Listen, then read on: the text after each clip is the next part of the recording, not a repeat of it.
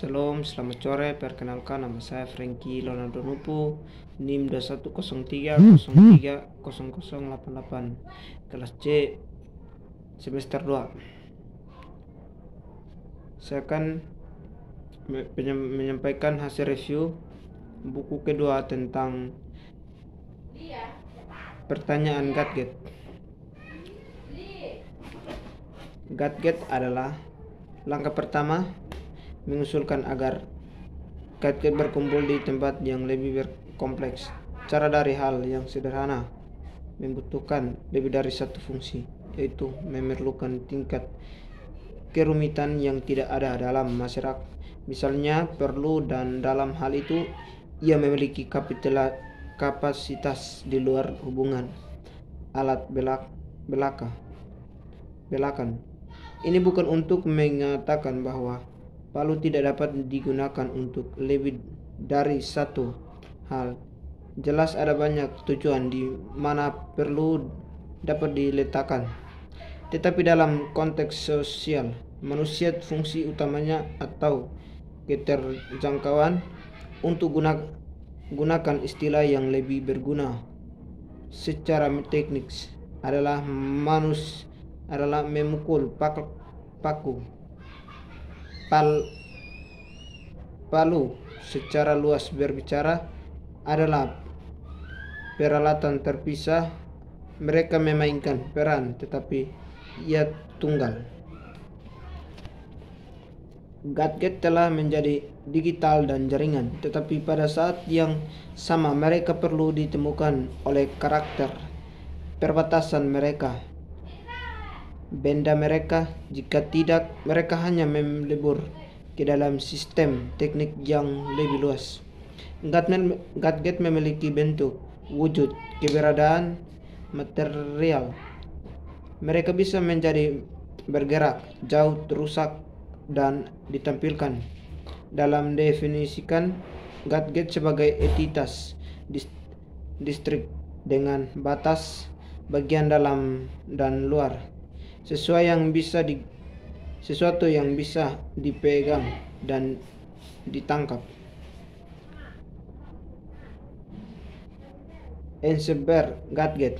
Selain sebagai perangkat pribadi yang terpisah, Gatgate adalah bagian dari lebih banyak lagi sistem umum hubungan sosial. Ini adalah sesuatu yang lebih seperti mesin yang melampaui perangkat pribadi dan beroperasi pada makro atau tingkat molar, yang dibentuk oleh kombinasi beberapa bagian.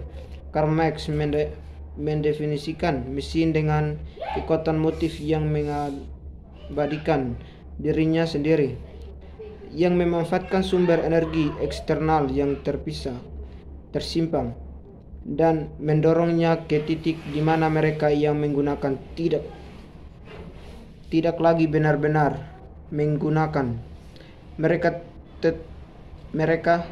tetapi telah menjadi alat yang melayani mesin. Ini wawasan yang sangat berguna dan merupakan visi mesin yang mulai diperlukan sebuah alat produksi dan konfigurasi ekonomi tertentu. Tentang tantangan Gatgate. Merefleksikan tantangan pose Gatgate harus membawa kembali ke Heidegger.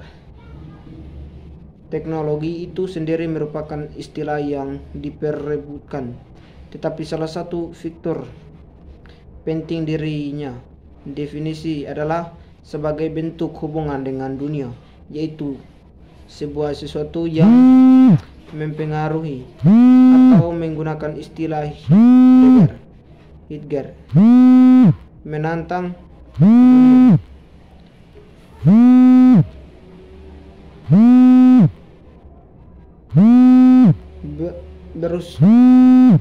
Berurusan dengan dunia dengan cara ini, bagaimana dibentuk oleh objek daripada benda, adalah apa Heidegger melihat sebagai esensi dari teknologi modern, atau apa yang dia sebut Gestalt, diterjemahkan sebagai beragam, sebagai enframing atau positionality.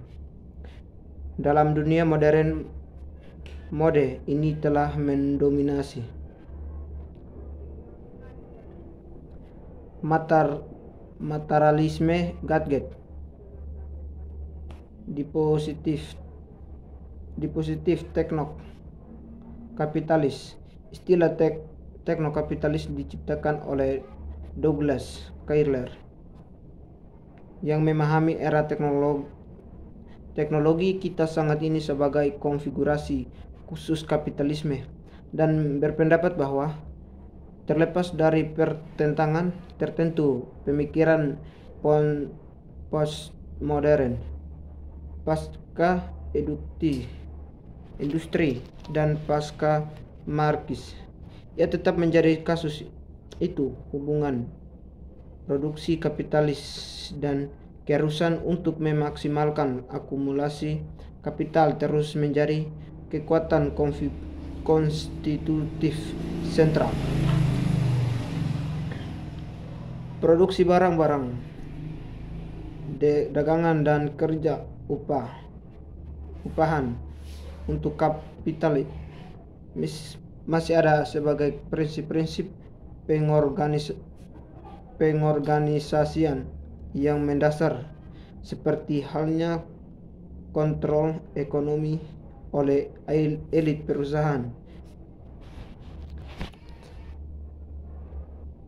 eksploitasi dan keterasingan tenaga kerja, produksi untuk keuntungan daripada penggunaan dan pasar kapitalis, dan hubungan pertukaran. Kritik terhadap objek gadget. Ada tubuh yang signifikan dan beragam teori kritis di mana kita dapat menggambar untuk memperkuat kritik terhadap objek gadget dan mendukung advokasi gadget. Hal ini melampaui perseptif Heideggerian untuk memanfaatkan tradisi materialis Marxian yang kaya.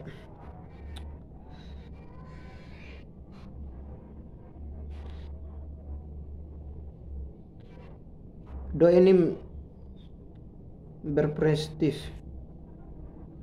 dapat dilihat sebagai kontradiktif, tetapi seperti yang akan saya katakan, Marxis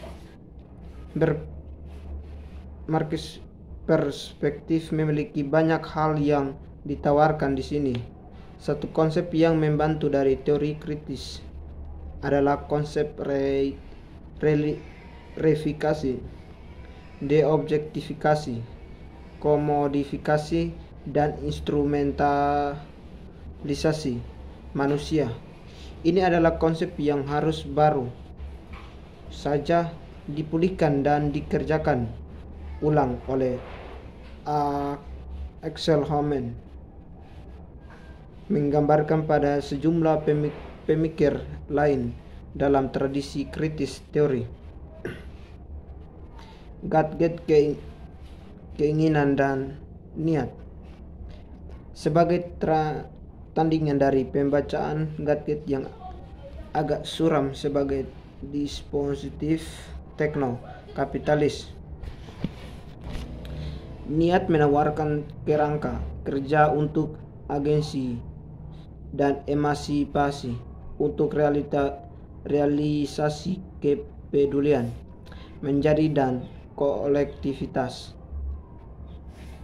Oleh karena itu, sebaiknya kita mundur sedikit dan merenungkan hal ini secara lebih luas untuk memperjelas ruang lingkup niat dalam konteks ini. Salah satu kerangka kerja yang paling membantu mengenai hubungan teknologi dengan niat dan kehendak manusia adalah materialisme budaya, bagaimana aslinya dicantumkan oleh Raymond Williams.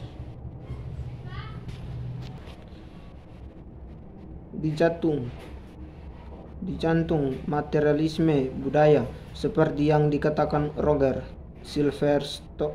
Silverstone adalah keyakinan mendasar pada keefektifan agensi manusia, kapasitas kita untuk mengganggu dan mengalihkan perhatian logika sejarah yang ingin dan satu dimensi dari teknologi 2003. Bagi sebagian orang ini mungkin tampak kontradiktif, mengingat pemahaman umum tentang materialisme, setidaknya dalam marxisnya yang ortodoks, formulasi sebagai cara berpikir kalkulatif yang mengurangi sejarah dan agen manusia untuk efek determinatis dari hukum mesin sejarah. Baik, terima kasih.